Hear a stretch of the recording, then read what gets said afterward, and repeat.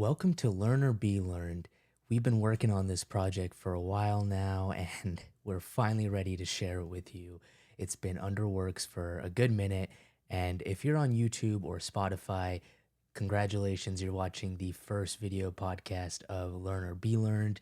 This is the setup that I've been working on. This is the other project for season 2. Season 2 is going to have video podcasting, but before that, this is the mini series about real estate and real estate investing, mindset, all of that with my two good buddies that are great realtors. They share not only their mindsets about buying your first home, buying your first rental property, the mindset of scaling and money and how all this works.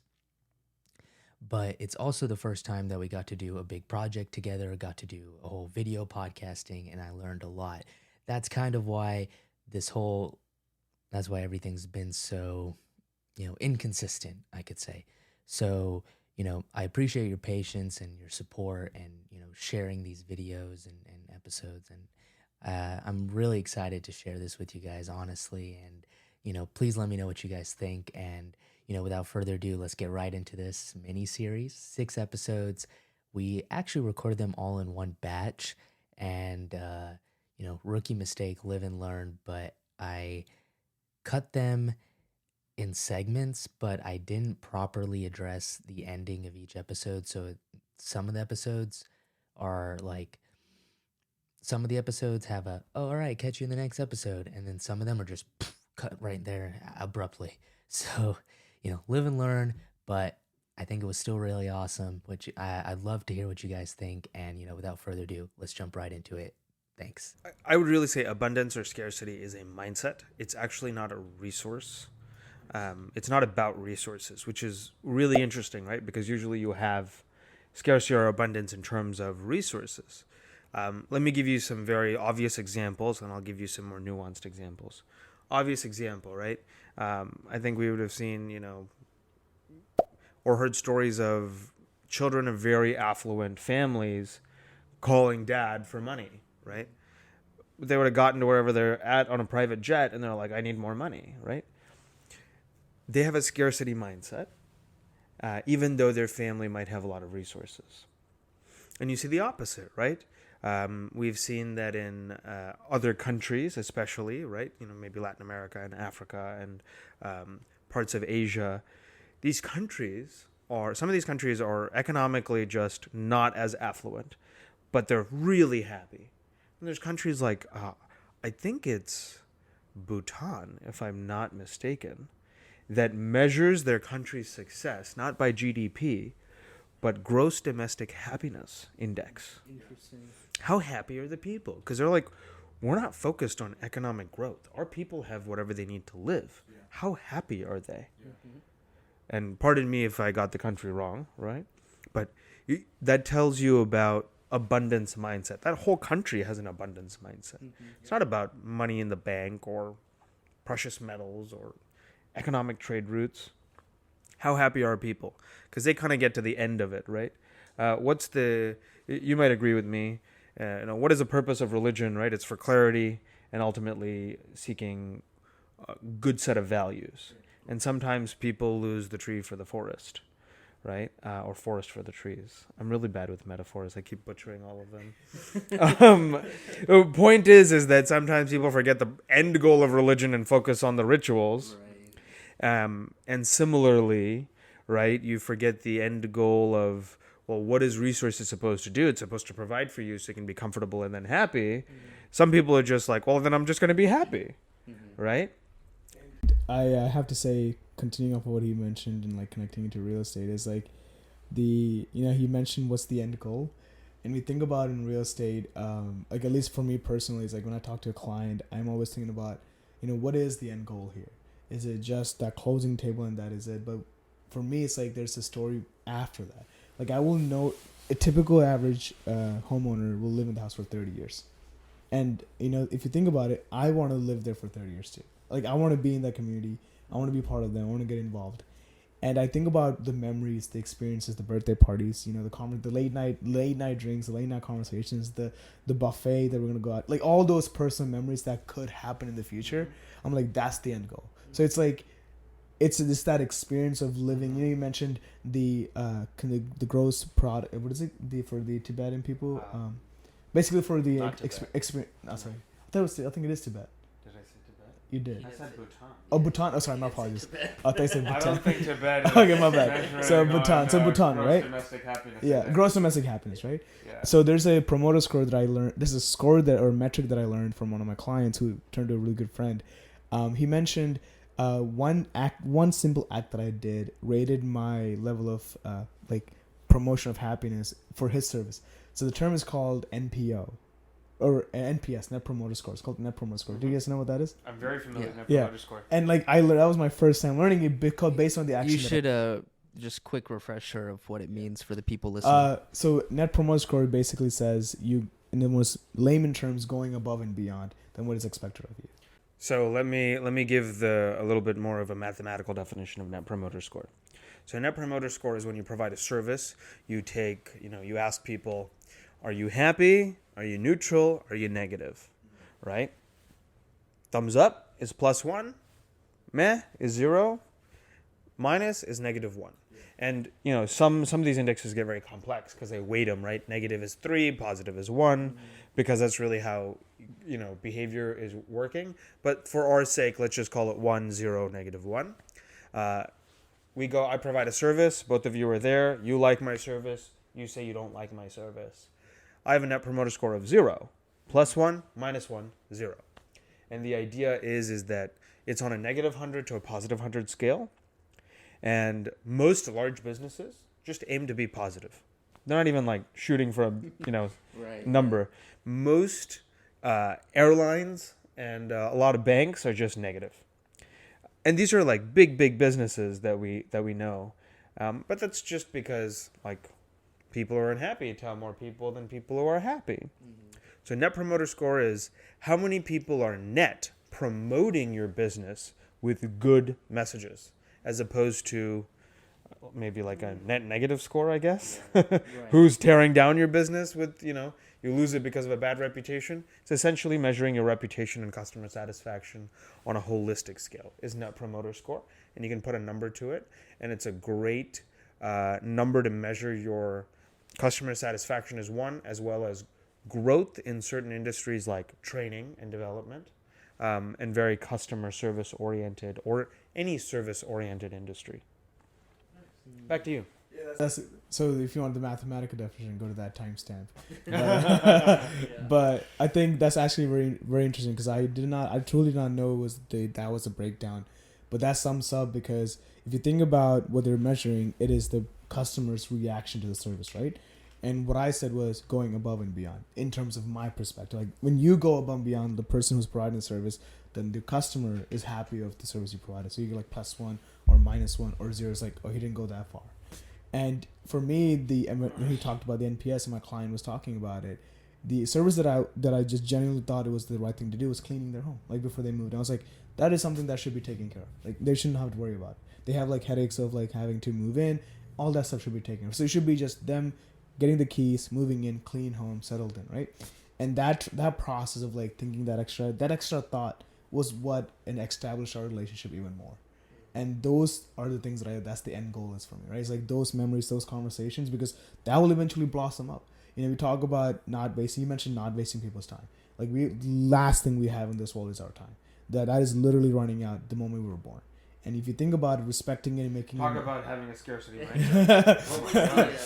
You're born and your time into an end has begun. Yeah. Oh my God. No, I'm sorry, just picking on you. No, literally, it's honestly, it's a fact. It's the most limited resource we have. The Ryan Holiday quote, or the wording he used, was it memento mori? Memento mori, yes. Memento mori, dude. Yes, indeed. Which basically translates to what he's saying is the moment you live, you're constantly taking your last breath, right? You're one breath closer to your last.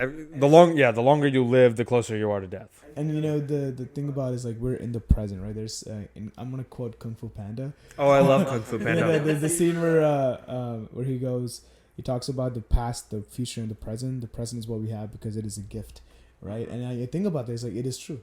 This is a gift. So having a chance to talk to someone, we're social creatures and we love talking. We're here in a podcast talking about real estate and ourselves and Kung Fu Panda right?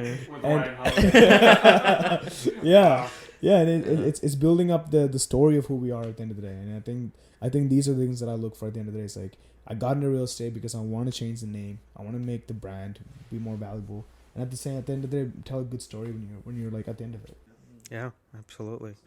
For me, what I really like about being in this industry is contribution. You have an opportunity for unlimited and creative contribution. We've all done personality assessments, right? We all know that for all three of us, our top need is contribution. And real estate is a great way to serve other people, because sometimes they don't even know what they need.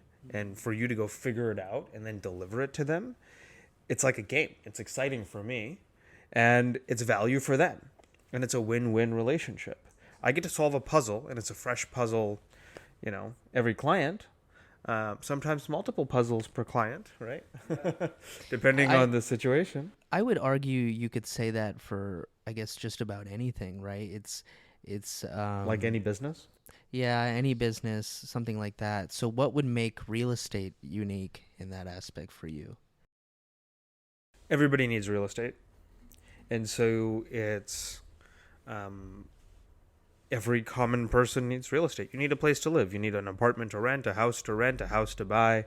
Maybe you're moving, something, right? The thing when we talk about the investment side of our business, you're dealing with somebody who's typically, we'll call them middle-aged, right? Who's worked themselves to a very good salary, very comfortable position in life, and now they have an abundance of savings that they're trying to reinvest. And so the people you're dealing with, they're not, although there's an abundance of those individuals, they are not the common person necessarily. And if you look at contribution, yeah, everybody needs contribution. Everybody needs to feel validated, etc. But when you can provide support indiscriminately to everyone, that is very satisfying, right? Because you're not doing charity, right? And it's not a handout. And it's not a service only affordable by certain classes of people. This is something where we can contribute equivalently or to the level of need to anybody and everybody. And that is really exciting for me, because you're not pigeonholing yourself on who is your target market to support. I will say this. I mean, there are some people who, might not want to rent a long-term place or sign a lease or buy a house, right? Digital nomads per se. And I know you interviewed a digital nomad recently. I did. They were a digital nomad couple. If you look back in the podcast, it's about maybe like episode 52 or something around that range. It's a couple who went from living in Florida, working, different jobs or whatever. They became web developers, so basically got a remote job, and then became digital nomads where they could basically work on their website, developing clients and all that stuff from different places every 1 to 3 months. Right. So for those individuals, that buying a house or a long-term lease is probably not relevant. Right. But that's a very small portion of the population. But for everybody else, you're there to be able to serve them. Right. Most people settle. They don't, have that nomadic lifestyle. So I do see the appeal in wanting to help people with, a really important decision in their life. I think, generally people have a few really big defining moments that people can expect, right? I think all of us, we have unique lives. We all have a different story. There are always going to be things we can't expect that may be huge changes in our life. But I think there are a few events in everybody's life that they can expect, like buying a home. Maybe not for everyone, but maybe some people getting married, things like that, right? So there are big events that a lot of people would expect in their life, and buying a house is definitely one that is, I think it also scares a lot of people because it's never taught in school. You don't actually know where to start. Thankfully, now we have things like YouTube and things so people can start Googling, but I couldn't imagine the headache even just like 15 years ago. It's like, well, I want a house. Where do I start, right? So it's always that network is also important, and it's always been important. Technology accelerates, but technology cannot always substitute, right? For example, we have companies that are real estate tech companies. Zillow, Open Door. What are some of the other ones? We have Orchard. We have OfferPad. OfferPad, yeah. Trulia, and a couple more. So a couple of more, right? Redfin, etc. Realtor.com. Right. And so if we take two examples, right? Zillow and Open Door. Zillow used their algorithm to buy a bunch of houses and to resell based off of their Zestimate. And that division went bankrupt because they found out that they were overpaying for these homes. So it was a good intention, but because you cannot apply broad stroke algorithms, even if they're nuanced algorithms, right? Without the human touch of the micro market, it doesn't work, right? I mean, the truth is that, is this house worth this much? Well, what neighborhood is it in? What's the school district? Right. What's the demand? How close is it to the highway? The same house 5 minutes away is not necessarily worth the same value because the entryway to the house could be more blocked off. There might only be back roads. Right. I don't know, it might be right next to whatever, yeah. Right? And so an algorithm will say there are two same houses in the same zip code, should be worth the same. Mm-hmm. But you miss out on the opportunity to drive to the house. The emotional component of humans, right? The algorithm generally wouldn't pick that kind of thing up. Not like it's not just emotions, it's true value. Like it's true market value that it can't always pick up. Right, but isn't market value essentially determined by human emotion? Yes. Right. So they're right. So, yeah, absolutely. Right. Which is why I think these algorithms will say like, oh, these are 5 minutes apart. They're the same. But one might say that is the ugliest house I've ever seen in my life. Nobody buys it. Right. So things like that. Like even if it's a big home, it's a great deal. There are people that are maybe more experienced investors that would take it and, change it and turn it. I'm talking about maybe first time buyers. Yeah, exactly. That's what I mean. Absolutely. And then you have, I believe it's Open Door that just got fined by the federal government for deceptive trade practice, right? Tens of millions in fines. Mm-hmm. That's crazy. That is very crazy. And they're a very tech-driven company. I think it's amazing that people are trying to innovate in this space. We need innovation. Right? You talk about digital contracts. Oh my God, it's a lifesaver. Imagine trying to go through all those contracts back and forth, printing them, editing them, scanning them, faxing them. So technology has improved real estate tremendously. Virtual tours, 3D mapping of the home, etc. So there's a lot of technology that has helped. So I'm not definitely downplaying technological advances in real estate, but not all technological advances can substitute the work of a realtor. Mm-hmm. You can have tools to make realtors and real estate professionals' life easier, and that's always going to be a win. But when you try to cut out a human in the process of something that's emotional and subjective and market-driven, technology does not exist yet to do that. And until it gets to be very, very smart AI, where you're duplicating a human's brain and analysis capacity, you cannot do it with simple algorithms. And if I may step in right at that, yes. That's a very great last statement to say, because I believe at the end of the day, what it means to, if you think about Berkshire Hathaway, Keller Williams, EXP, and if you put a face behind that, it's usually like the founders. They're the ones who established. Like when you think about Berkshire Hathaway, think about Warren Buffett. Oh, that man knows how to run the market and things like that. He knows what the next move is, and that comes because he has the proof, the track record, the battle scars. And me and Ramu, like the fact that he mentioned the real simple aspect of the algorithm basically being, let's say, a super amazing AI that can literally act and say the same things that a human can't say, right? When there's no distinction between them, then we're at risk. I do believe there are minute threats that were popping up and like tech was like blowing up with like the recent during pandemic with like Open Door and all these like real estate tech companies popping off.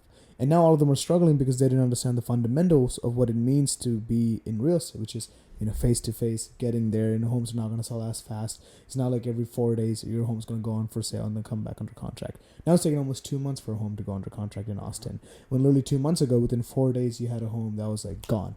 People lined up, like everything disappeared. And so that is not factored in with like the current technology. Once people have mastered that, then yes, I think there's a huge risk. But that's like long ways out.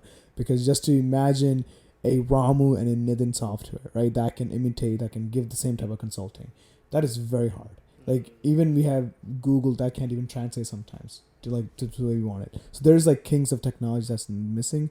So that creates a lot of opportunity for people like us, who are trained in this, who understands the discrepancies, who understands how micro markets work, who understands how the entryway can look like this, the value. We can put a number on it and give you that consultation, right? I literally relabeled myself from being called a realtor to a consultant, because at the end of the day, I am doing more conversations and negotiations, and rather than like sitting behind a computer showing houses, like I have turned into more like, this is what the property looks like. This is what I think. Based on these X, Y, and Z factors, this is what I believe the decisions we can make.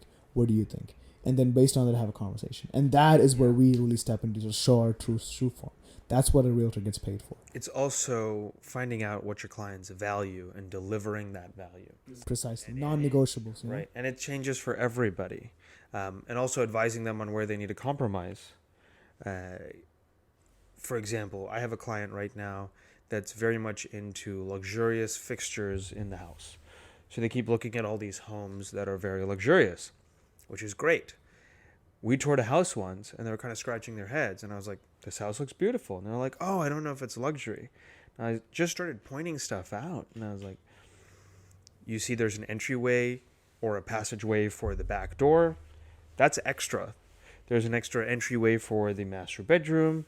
You see this pillar right here. With this little awning, right, etc. These things add luxurious value to a home, and they were like, "Oh, okay, right." So people understand when they see something, but they might not understand why or what makes it that. And we can come in and say, "If you want that, this is what it is. If you are not attracted by this, then that is not what you're attracted by at all. Let's figure out what you really are looking for instead. And if that is what it is, then here's something in your price point that works." And one thing I want to say, just an example, the way that I try to make sure people can understand what it means to work with the realtors, I try to throw an example of a real life example. Majority of us know McKinsey & Company, right? Mm-hmm. One of the biggest global consulting companies. Their basic platform is they have a client who has a need, and they provide services. They do the research. They do all the fun stuff, go there, create a team together, do the market research, come back and present their paper on it.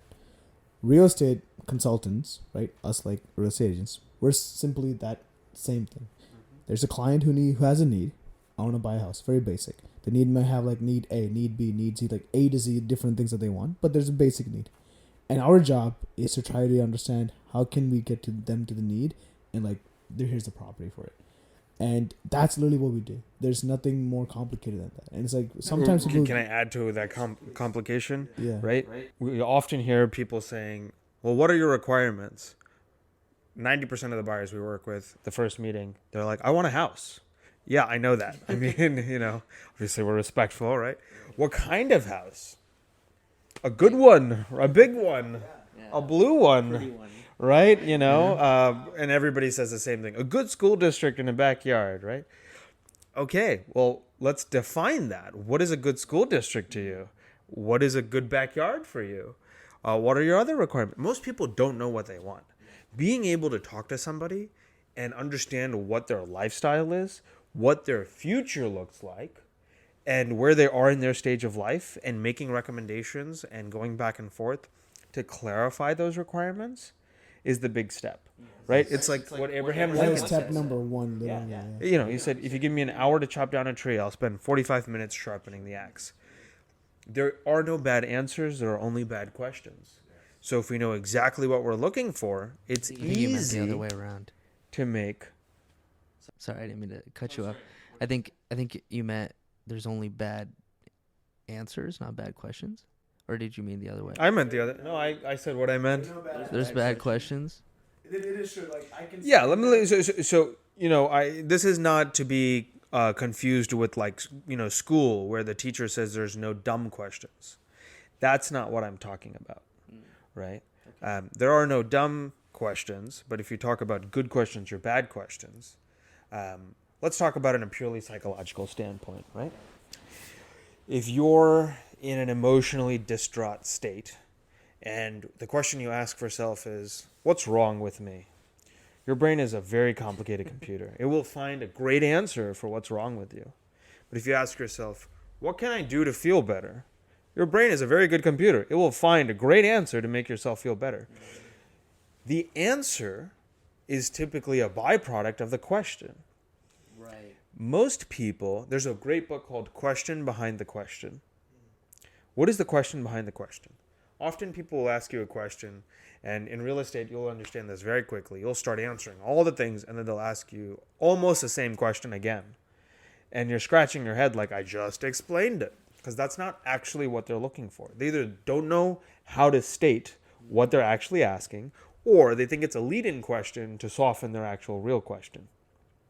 And you have to find a very sweet way to cut the BS. What is the real question? Is this what you're asking? Or sometimes, when you do this for long enough, you can see patterns. So I'll kind of answer the first question and really answer the real question they're asking. And they'll be halfway through the next question when they realize, oh, you already knew where I was going with this. That's not my first rodeo, right? Yeah. And that's when you really, that's when the trust starts. Right. So I think this is a great segue into the audience probably now wondering, okay, so real estate is important. I totally get it. I'm seeing your guys' perspective. And I think a lot of people out there are, especially, the tail end of millennials and the beginning of Gen Z, I think are now the new, first-time home buyers coming into the market.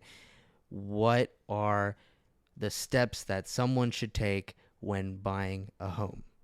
Great question. And before you answer that, I want you guys to tune in next week I want you guys to tune into the next episode where they will go further into talking about what does it take to buy a home, what do you need, and everything to get you started. If that sounds interesting, just stay tuned. We have some great conversations coming up next. We'll see you on the next episode. Wait, I'll see you in the next episode. That was so bad. You want to redo that part? Let's do that wrong. Okay. Wait, was that the ending of that episode? Yeah. Okay, then the end. Yeah, okay. Okay.